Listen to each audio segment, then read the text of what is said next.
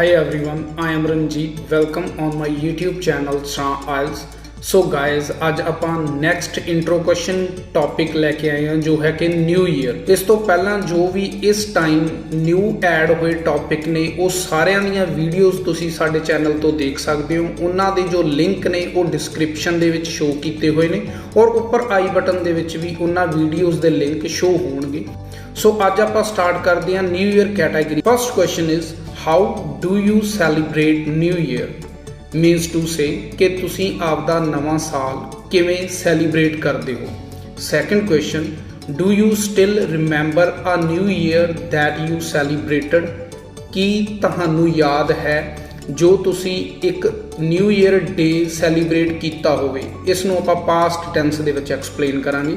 Third question is that do you have any ceremonies to celebrate the new year in your country? ਕੀ ਤੁਹਾਡੇ ਕੋਲ ਕੋਈ ਇੱਦਾਂ ਦਾ event celebration ਹੁੰਦੀ ਹੈ ਨਿਊ ਈਅਰ ਦੇ ਵਿੱਚ ਜਿੱਥੇ ਕਿ ਤੁਸੀਂ ਆਪਦਾ ਇੰਜੋਇਮੈਂਟ ਕਰ ਸਕਦੇ ਹੋ? Why do you people think new year is a new beginning? ਕਿਉਂ ਲੋਕਾਂ ਨੂੰ ਲੱਗਦਾ ਕਿ ਜਿਹੜਾ ਨਵਾਂ ਸਾਲ ਹੈ ਉਹ ਤੁਹਾਡੇ ਲਈ ਇੱਕ ਨਵੀਂ ਸਟਾਰਟ ਲੈ ਕੇ ਆਇਆ?